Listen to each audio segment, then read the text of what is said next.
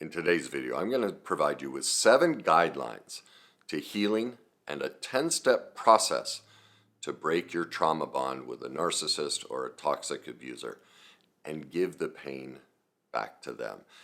Now, no need to take notes. This has already been prepared for you for free. It is on my website, kennyweiss.net, under the Resources tab. Scroll down, you're going to see a free download. It says Codependence Recovery, Giving the Pain Back. So again, just sit back, enjoy. It's all been prepared for you. Just go download that. Then you can work through the 7 guidelines and the 10-step process on your own. Okay, so let's get started with the 7 guidelines. And the first guideline is probably the most difficult. The first thing we have to do is we have to acknowledge that we have unhealed childhood trauma. The only way we end up in a relationship with a narcissist or a toxic abusive person is because of our own perfectly imperfect dysfunction and toxicity, whether that be codependence. But these are attachment wounds that we learned in childhood. Every person we are ever attracted to is a direct reflection of our childhood and the primary relationships we developed with our parents, our siblings, our friends, everybody. You will not pick an abuser unless you experienced abusive or traumatic childhood. Now, here's the problem. Most people say, "Oh, I didn't experience trauma." Well, there's a grave misunderstanding of what trauma is. They think unless you're just treated horrifically like a dog, it's not trauma. Like, it's fascinating, people on their comments, "I didn't go through trauma." And then they go, "Well, my parents got divorced and then my dad wasn't there." Like, they just are completely detached from reality. They've just listed horrific trauma. If you were divorced, your parents were divorced, you experienced trauma. If you ever got yelled at, every parent yells. That's how trauma works. It's any negative emotional event. No child goes through childhood without a negative emotional event from their parents. Not because their parents are bad people. This isn't to blame parents. This is about truth and responsibility. Parents are perfectly imperfect. They're human. They're limited. They're going to make mistakes. And those mistakes are hurtful, and they leave wounds. In addition, I say it all the time, virtually no parent has ever taken a class on how to be a parent effectively and build true attachment and attunement, not codependence. Therefore, all parenting is codependent. It always has a level of shame when it comes to discipline. All of these are traumatic. So that's the first guideline, is to get into truth and reality and take responsibility that your childhood and your unhealed pain has created the attraction. And that's the part we play in these people getting into our life. That's number 1. Number 2, don't make your focus on whether they intended to hurt you or not hurt you. I see so often people in toxic relationships, they swim in trying to figure out what's inside the abuser's head. Did they mean this? Did they mean that? What they don't recognize is that's a defense mechanism. That allows them to put off dealing with the pain from their childhood, to put off dealing with the pain in the moment, to put off looking at their part in the relationship. And it diverts us and keeps us ruminating on the problem instead of living in the solution. So stop yourself from trying to figure them out. Instead, start focusing on yourself. Number 3, hold them accountable but without blame. This is very common when someone's been with a narcissist or abuser. They inadvertently elevate themselves and say that they're better than them, in part because they deny their childhood trauma and the part they played that, wait a minute, I picked this person. So right there, I have a responsibility. The fact that I accepted pursuing a relationship with this person, I immediately bear responsibility for part of this happening. I have to accept that. And so we are not letting that, see, people don't want to admit that because they feel like that lets the narcissist or the abuser off the hook. It's not. It's just taking personal accountability. It's living in truth and personal responsibility. The other way, using blame, leaves us in resentment. And that keeps us out of touch with reality and forgets that every person on this planet is human and limited, makes mistakes, and even deeper, when a person can't simply hold them accountable without blame, it keeps them stuck in the resentment, which they don't realize. Like when they're really, the people that really get angry at me say, you're victim blaming and you really are giving the narcissist or the abuser a pass, like they're stuck in blame. What they don't recognize is all of that resentment and blame is a lack of self-forgiveness. Now that may not make sense to you. If you're early in the journey, you're like, what? This isn't even about me. What do I need to forgive myself for? Well, that's, again, how out of touch with reality a person is in the healing journey. They can't see their part in it yet. I don't mean to say that to demean you or hurt you, because I know you're hurt enough.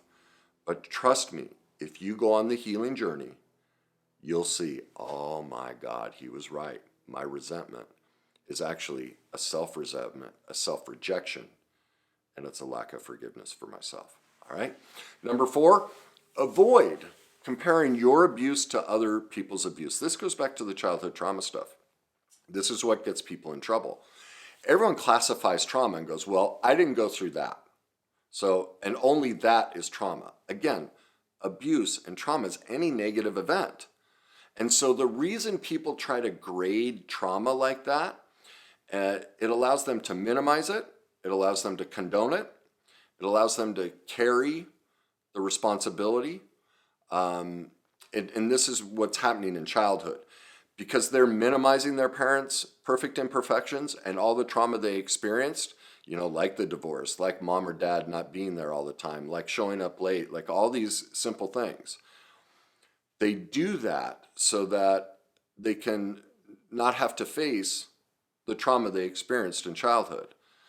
And what this allows them to do is not have to take responsibility for that trauma playing a part in their decision to get in a relationship with this person. And so recognize this, that the comparing your abuse to others is robbing you of your safety. Okay? So you want to make sure you stay away from doing that. Number 5, when talking about your narcissist or your abuser, use the phrase dysfunctional when thinking about them. Too often, we think of them as good or bad, right or wrong. When we get into judgment like that, when we start classifying them as bad and wrong and all of that, and this is, I want to make this clear. Yes, they made bad choices. Yes, they were wrong. That's truth. But if we throw the baby out with the bathwater and say everything about them is that way, people don't recognize, and there are people where it's just pure evil. I get that. But what people don't realize is when we take that judgment position to elevate ourselves, we're doing that so we can create false power and again, avoid our own unhealed pain, our own part in it. And so they don't recognize that this is leaving them in a state of purgatory to suffer the rest of their life. And they'll most likely pick this type of relationship again. It's a covert defense mechanism they use so they don't have to face their own unhealed pain. And so they project it all onto the other one, and they use all these denigrating names to describe the narcissist and abuser. So that's why I recommend dysfunction. Because while what they did was horrific, and I'm not condoning it, when we go down that judgment road, it gives us, you'll see empaths do this. I'm a super empath. I saw some new term that was like a sonic empath. I was like, wow, like it's this angelic position of I'm so much better than them. They don't recognize how narcissistic that position is. that I'm so much better. I'm not bad like them.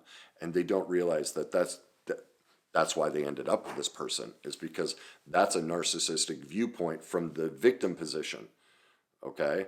And that's hurting them. And so again, we're trying to move into maturity and moderation and reality. Everyone's perfectly imperfect. Everyone makes mistakes. Some people are more hurtful than others, but all of us are human and all of us have suffered trauma. And you're going to see why this is important when I get into the process. All right, number 6, focus on those who hurt you, not how you hurt others. All right, so in these first guidelines, I've been basically trying to hold you accountable for the part you've played. That's all wonderful. But here's what happens is you get into reality and truth about the part you play. What usually happens is all that shame, all that sadness, all that hurt from childhood comes up because you start seeing, oh my God, I did use my empathetic nature in a narcissistic way. I did use my victim position. I used all of these things with friends, family members, and so all of a sudden you have a complete shame attack and you start destroying yourself and belittling yourself. Okay? So we want to hold ourselves accountable, but we don't want to hold ourselves accountable to the degree that we destroy ourselves. And so as you start to get into reality, get into truth, and you start to see that you were just perfectly imperfect. You did your best. You tried to love somebody. You weren't aware of manipulative techniques or covert dynamics. And as you become aware of them, don't shame yourself, because you're going to see, oh my God, I did hurt my kids. I did hurt my partner. I did hurt my friend. And so again, that's why in this recovery process from a narcissist or an abuser, the guideline is don't deal with those we're not dealing with those here. This is for you to deal with the hurt that you experienced, both from the narcissist and in your childhood. That process can be dealt with later. Right now, when those feelings come up, when you see truth and go, oh my God, I've been hurtful too, stop that. It's like, no, we'll deal with that later. Right now, we're just dealing with how I ended up being abused and mistreated by a narcissist or a toxic abuser, and the less than perfect parenting I experienced as a child. All right. Finally, number 7, you must learn about the worst day cycle. As I said, all of this is because of childhood. These are learned patterns. These are relationship dynamics that you were placed in as a child. Now you have 2 options to learn about the worst day cycle. You can head to my YouTube channel, my worst day cycle playlist. I've done a 5-part series on it. It's a short synopsis of each video is almost an hour long, so it's very in-depth and deep and gives you a deep explanation. But the full process is in my book. Some people get all ticked off when I mention resources, and it's like, oh, you have to pay for this one, and so if you look at all my stuff, I'm always offering free and paid. You just decide what works best for you. I know this. The people who want everything for free, they don't want to heal. Because do you see what they're saying? I'm not worth the investment. I'm not worth the investment in the whole process. Just give it to me free. So that was me too. I know, please don't hear me as judging this person. That's part of the journey. They have to be there. That's the start. Because they're not really ready to commit to healing. And so when they point the finger at me, I recognize, okay, I was that guy too. I was there. I didn't want to pay for it because I didn't want to pay for me. And so, at any rate, that's why I offer so many solutions. I have created so much free content because I'm trying to help this person at least get in the door. Eventually, they'll go over here. If they want to heal, they'll go over here.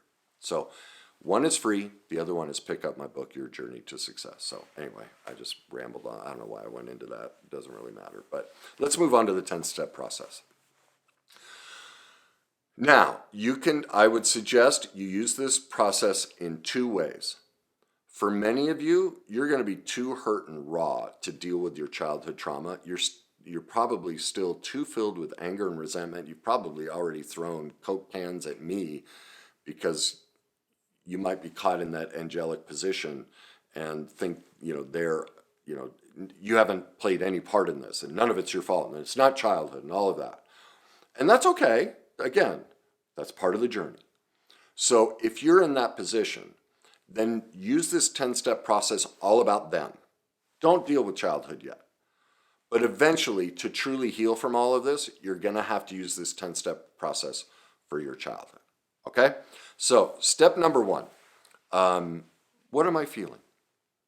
Now, again, head over to my resources page, and there's a free download for my feelings wheel. Go ahead and grab that and track your feelings 3 to 5 times a day and check in. Start learning, because this is an emotional recovery process, not a thinking process. And so, start recognizing what you're feeling. Next question you ask yourself is, where in my body do I feel it? Knees, shoulders, stomach. Usually for most people, it's in this kind of torso to head area. All right. Now, each feeling may have a different location. That's pretty normal. All right. Now, if you don't have any feelings, that's scary. Set an appointment with a professional like myself or somebody else immediately. That's a severe detachment. That tells me there is massive trauma in your life if you can't feel. All right? The next, step 3 in the 10-step process is, what is my first memory of having this feeling? Now, I want to make it clear, most people have no memories of their childhood, or very few, because that's almost always a sign of childhood trauma. All right? It's very common. Because we've all been through trauma in childhood. You just can't escape it. So that's why so many of us don't remember much of childhood. You don't have to remember the specific event. That's what's so great about this process. What you will remember is a certain age range. It'll be instinctual in your gut. You'll be like, it's like 5 to 7. That's all you need. In your recovery journey, if you're meant to remember something, a memory will pop up. You don't need to force it. It'll happen on its own. Okay? So you ask yourself, what's my first memory? Don't, shrink it. What most people early in the process will do, they'll go, well, that wasn't a big deal. Don't minimize it. Whatever the first thought is that pops up, write it down. For most people, it's something in the last 1 to 5 years. Then ask yourself, okay, what's my next feeling before that? And before that, and eventually you're going to arrive at childhood. This is the worst day cycle. This is the trauma that you learn. So when you're experiencing your narcissist and your abuser, and they say or do something, and you use this process, what am I feeling? Where in my body do I feel it? What's my first memory of it? You just found your childhood trauma that created the attraction to the narcissist. Bingo. Like, it's that simple to prove that your childhood was less than perfect. And that right there will bring you into reality of, oh my God, I felt this same confusion, anger, sadness, neglect, invisible, whatever it is you're experiencing with the narcissist and the abuser. Okay? So there are the first 3 steps. Now, step 4. When those moments happened, you created mantras. Like for me, I would always say, oh, what's the point? See, in my house, I couldn't stand up for myself. And so my dad would do something, and I'd get all upset, and I'd want to defend myself, and I just learned, what's the point? Well, that's how I ended up with a narcissistic sociopath borderline who was physically and verbally abusive. I also had another older brother who was huge. He could hold me by my head and just pummel me, totally control me. Do you see the tie-in? I could never defend myself in my household. And so I picked a woman. What is the one rule a man has with a woman? Can't touch him, right? So I picked a woman to relive the exact same trauma from my childhood. No voice and abuse, physical, emotional, intellectual abuse. Just what I went through in childhood. It doesn't make me bad. I had no other shot. No one taught me this, that this is how it works. And that I created a mantra. It was, what's the point? Why defend myself? And so we find ourselves stuck in a trauma bond, repeating over and over, going back over and over. I was with her for 10 years. I couldn't leave. I didn't know how. I was just stuck in the worst day cycle, in a trauma bond, repeating the pain from the past day after day after day after day. Do you know that feeling? Well, now you know why. This is what creates that trauma bond. And that's why this work is so critical. And that's why those guidelines, I know they're uncomfortable. Having to look at our part in it is very uncomfortable. But the single greatest planet or killer on the planet today is self-deception and denial. The inability to own and take responsibility for the part we play. We all want to make it somebody else. We don't want to live in truth or take responsibility.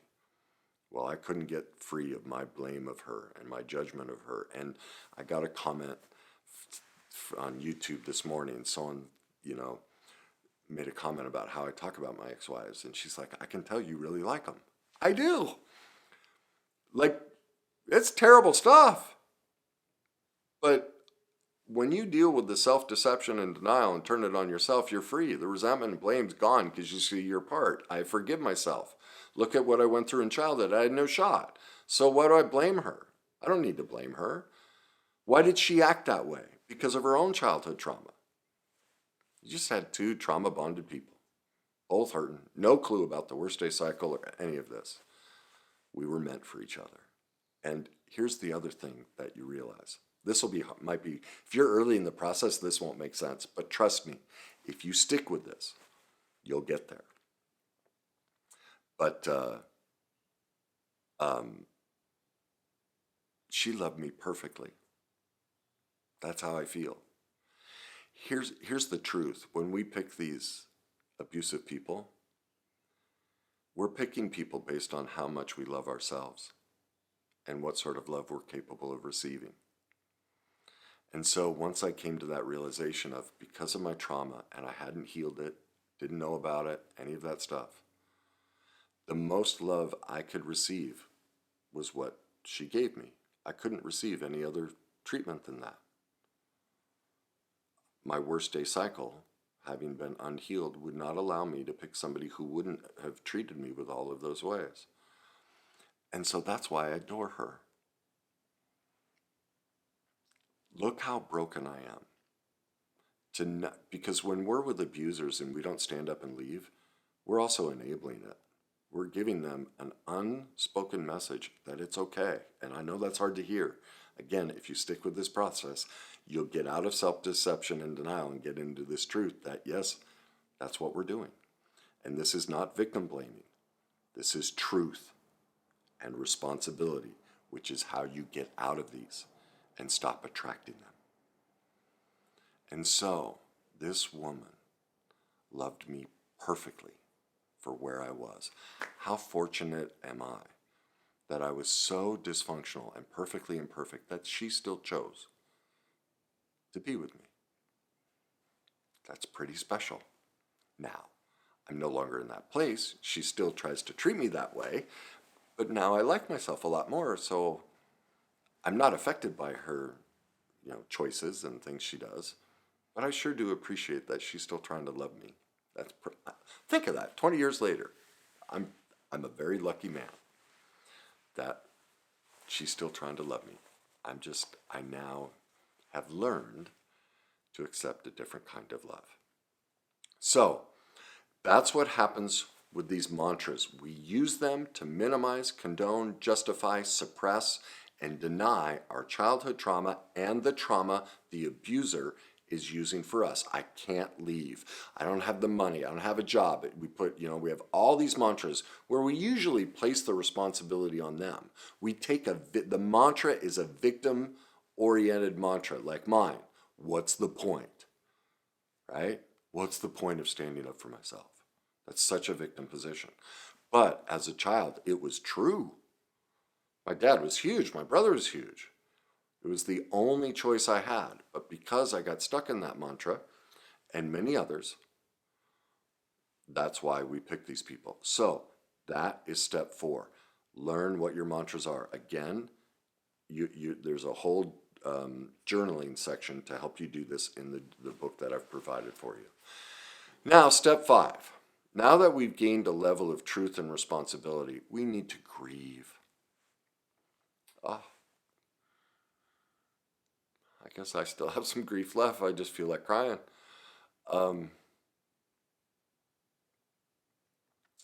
Yeah. there's still tremendous sadness for what I experienced in childhood. And it's okay to cry about it.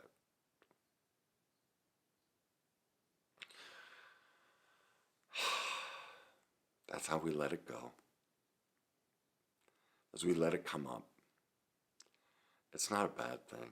It's freedom. Grief is necessary. Tears are a gift. I know when I first started working this process, I thought I'd never stop crying. And here's what happens though. You experience what Pew Melody calls joy, pain. Like, look, I'm crying, I'm sitting here kind of crying and I'm smiling. Like, you can see how joyful it is. And that's what everyone's afraid of crying and afraid of dealing with all this. And what they realize is once, especially like I said earlier, the people who aren't ready to invest in themselves, they're scared to death of this. They project that dealing with all of this will create all this pain. Once you start dealing with it, you realize, oh my God, that's where all the pain is. Wow, the avoidance of it and all the things you make up to avoid doing the work. Once you do the work, you're like, oh, this is just a little uncomfortable. Like I just cried in front of you. Like, big deal. Like, you haven't seen a man cry or yourself cry. Like, there's no shame in that. That's not pain, but that's what this person who's not ready to do the work, who's early in the process, they're scared to death of that, think it'll be awful. Well, that's okay. It's part of the journey, but that's why we need to grieve it, so we can be okay with it. So step 5, set time out to cry, to sit in the pain of what you experienced, both from the abuser and from your childhood. Let it out. You don't have to carry it anymore. It's okay. You can let it go. All right?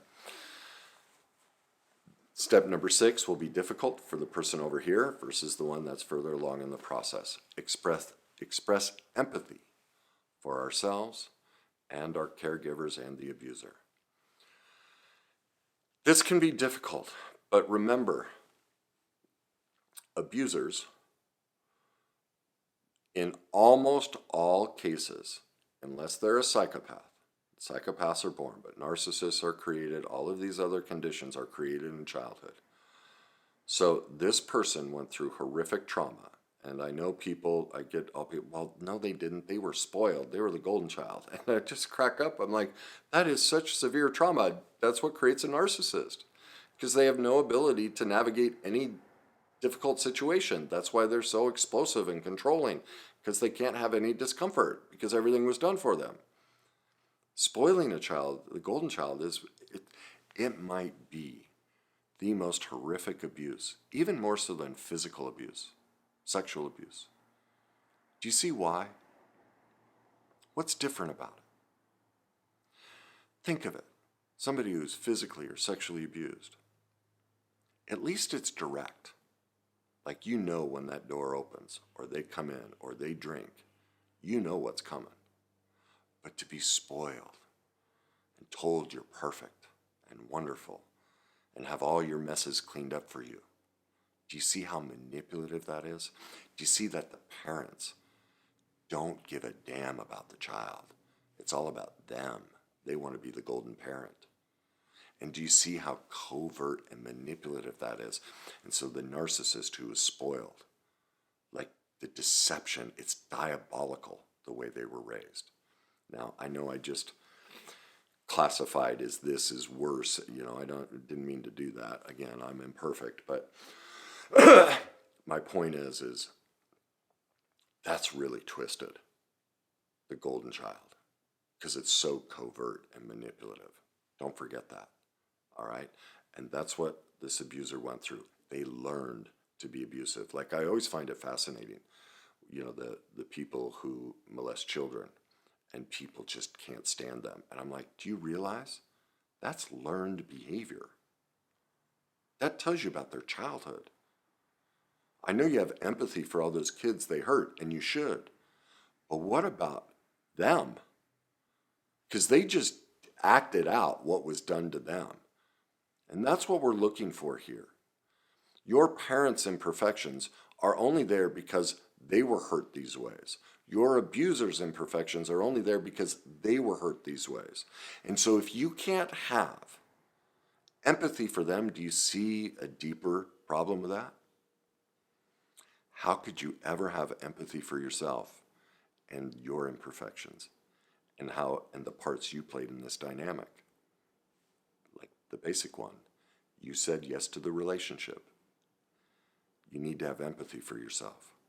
And the best way to get that is to have empathy for them. If you can't have it for them, you can't have it for yourself.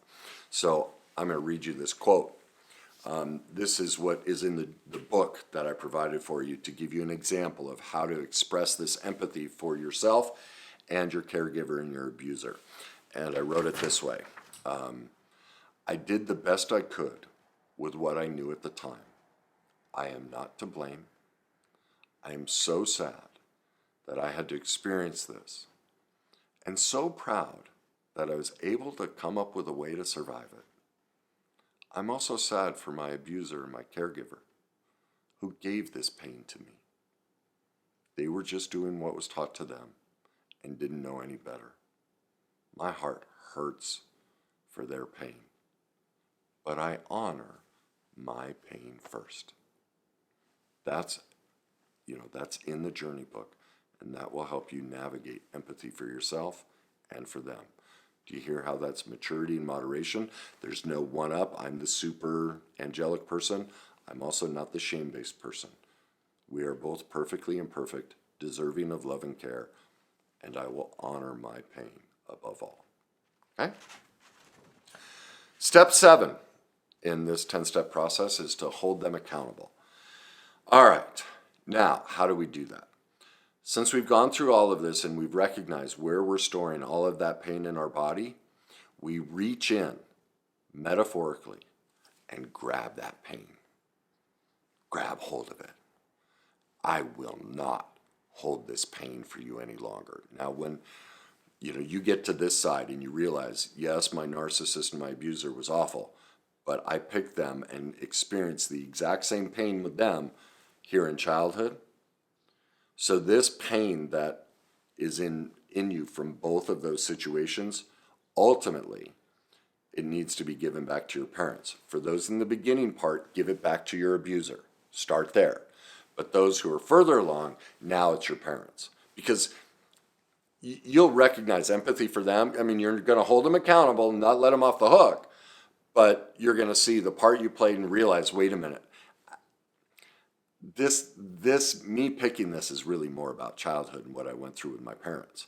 And so this is where we grab hold of that pain. Was it in your head? Was it in your stomach? For me, I get shame burps, memories of stuff where I'm imperfect and stuff my dad, and this happens to me all the time. I go for walks and it'll just happen, and I just talk out loud. Like, I'm so used to doing it, and people are walking by. I've had situations where, and I just reach in. I'm like, I grab my heart and I grab it. And I'm like, I love you, Dad, but this isn't mine. I'm done. This is your pain. And people are looking at me. I'm like, oh yeah, just do a little trauma work.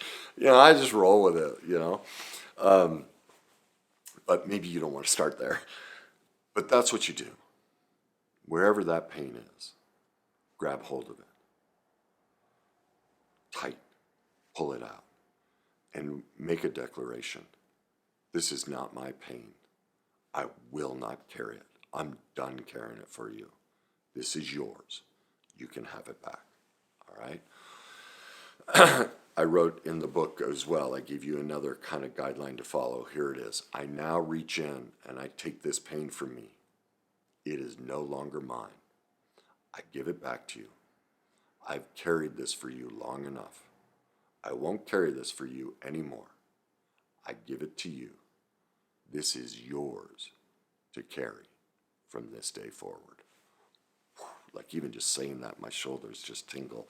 Like, it's just this lightness just envelops you of those feelings, that anger, resentment, all that icky stuff from both our narcissist and abuser, and once you get into reality, your parents, it just goes away. It's not ours. Let it go. But you have to give it back to them. All right?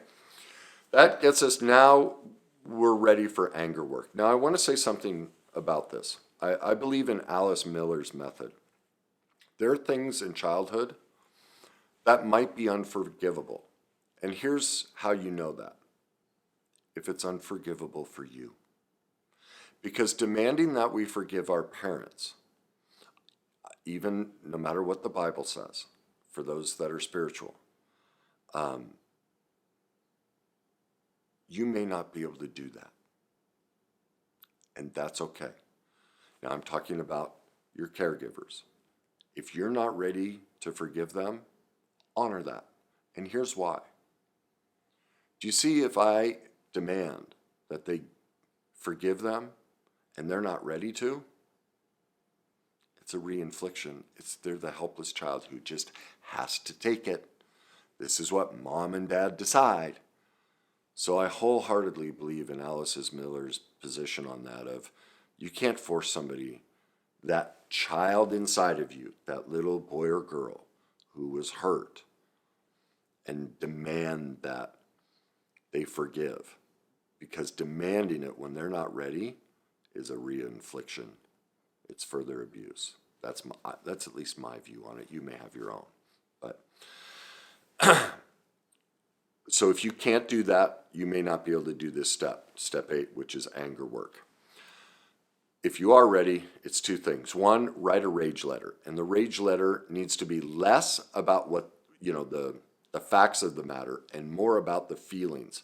Tons of swear words, and in this one, tons of judgment. You son of a, you're such a blankety blank, and you're so, lots of you are so. And lots of swear word, like, swear words are there. I mean, what people don't realize is the only reason we speak as a species is to try and communicate our feelings. Every word is just an attempt to express our heart. And that's why so many people swear. Because there's just something about a good swear word that just resonates in your soul. Whereas you're a jerk. That's like, nah. That's not how I'm feeling. You're a lot bigger than that. Well, you're a blankety blank blank blank. Oh, yeah, that hits what I'm feeling about you. So make sure you use a lot of that. Step 2 in step 8 of the 10-step process of anger work is express it physically. Whether that's a punching bag, kickboxing. I used a golf club. I took a golf club to my bed. And I'd take that rage letter and I'd read it, and I'd scream it. Just scream it. And I'd just pummel my bed with a golf club. You blankety blank blank. Especially for those of you early and still have a lot of anger and resentment at your abuser or your narcissist, this can be really powerful. Please use it. Another option. All across the country, rage houses are popping up. Go break some dishes, man. Take a sledgehammer to some stuff. Like, let it out. Because our childhoods taught us the mantras where we had to suppress who we are and take it. Well, this is why this is important. It's our ability to finally stand up and go, no! No! No more. You can't treat me that way. And I'm sorry if I just scared you. That might have been trauma-inducing. It's so forceful. But because it came from when, it was literally reminding myself of, I used to yell like that in the house as I did this work. No. No. Because I never could say no. My brother was so huge that if I retaliated at all, I could only do it if I could place myself in between him and a bathroom. And so I'd throw something, like I threw knives at him. I was so enraged and so helpless. And I remember I threw a huge lawn chair at him, and I just ran. And I'd always get in the bathroom and lock. And I would be locked in the bathroom 8-10 hours. My parents wouldn't defend me.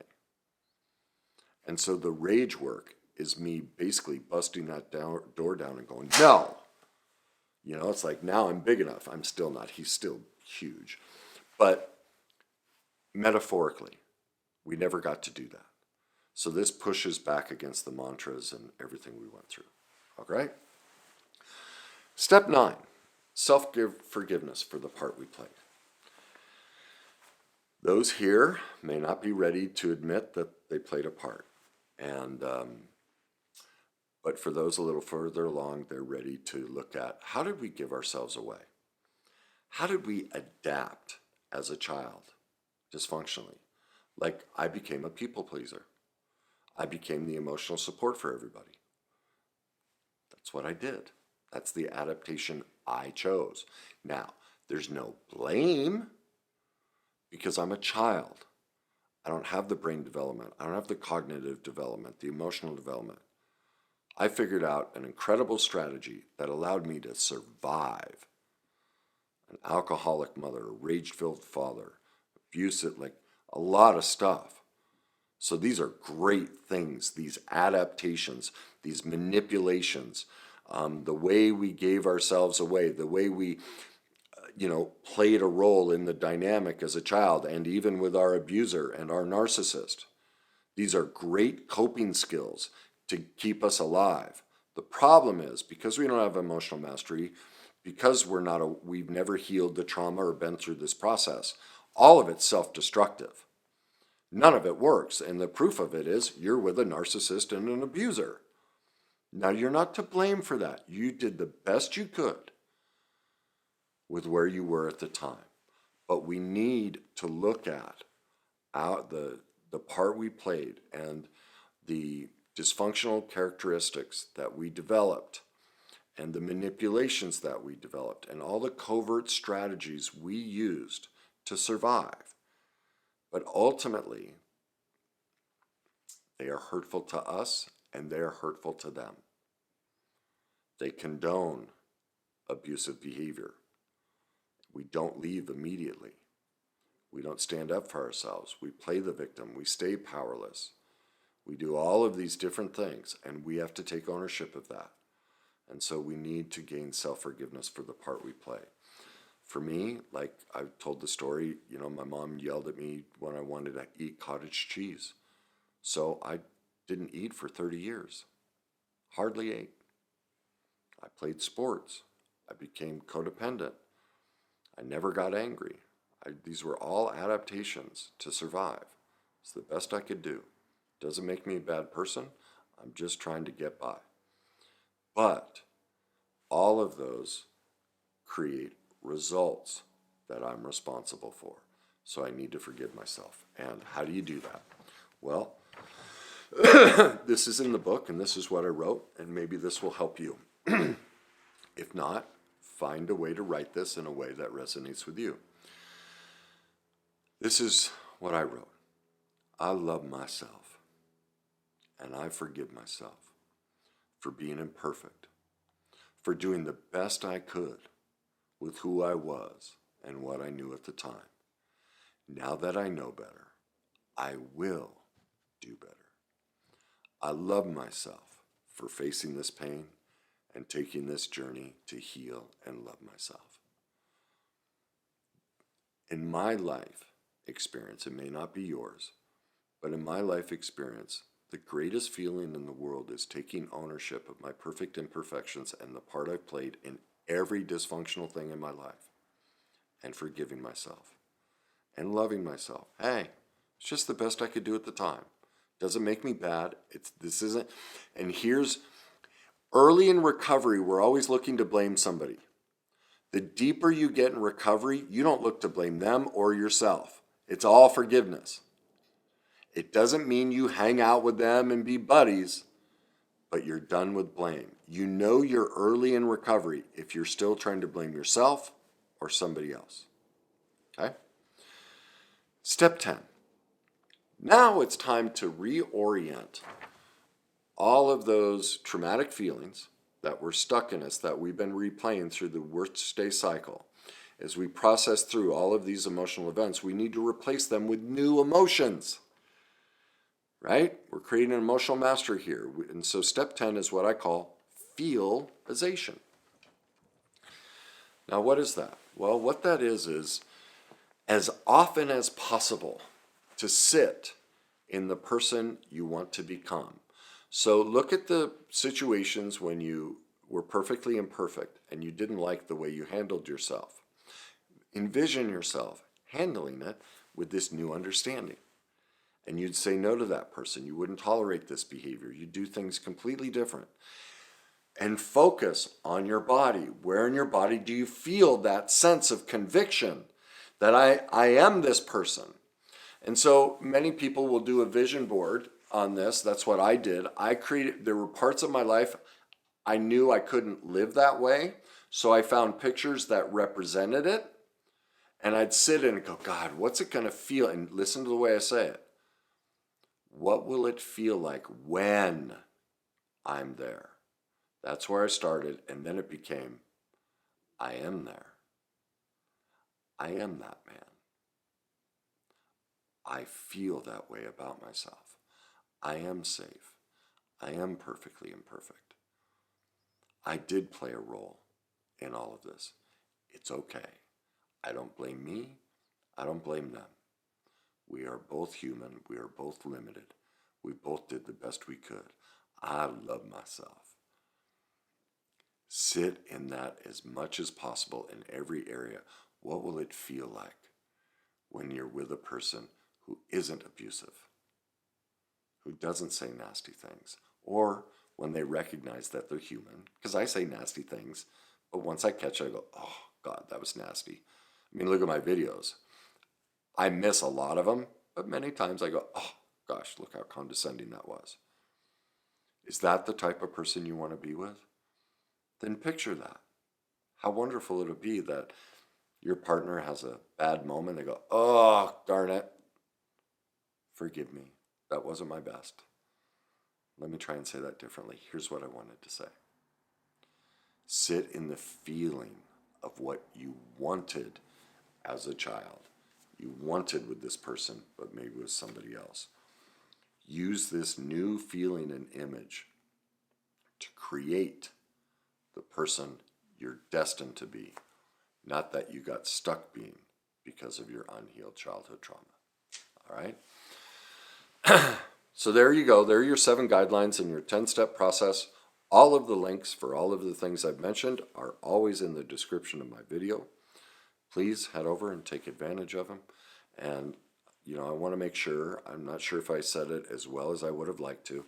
For those early in the process looking for free things, there's nothing wrong with that. That's perfectly okay. That's a part of the journey. For those that are further, and neither side is better than the other. It's just a different part of the journey. Do you see how easily this could be misconstrued as they're better? They're investing in themselves. No, they're not. They're just at step 3. They're at step 1. That's all. Like, why is anyone better? We're all perfectly imperfect. We're all doing the best we can with where we are at the time. If we could do better, we would do better. But as we know more, we do more. And that's your goal, regardless of where you are on this spectrum, whether it's free, whether it's paid, whether it's do nothing but just sit and watch. I don't care. Honor and love yourself for where you are. You're perfect right where you are. If you decide you need to be further along, then I support you. If you feel you don't need to be and you're going to stay right here, I support you. It is your life. You choose your recovery. And it doesn't make you better than or less than. We are all perfectly imperfect and human. That's what we're always working towards, maturity and moderation. So, you'll find all the links in the description. And as always, enjoy the journey.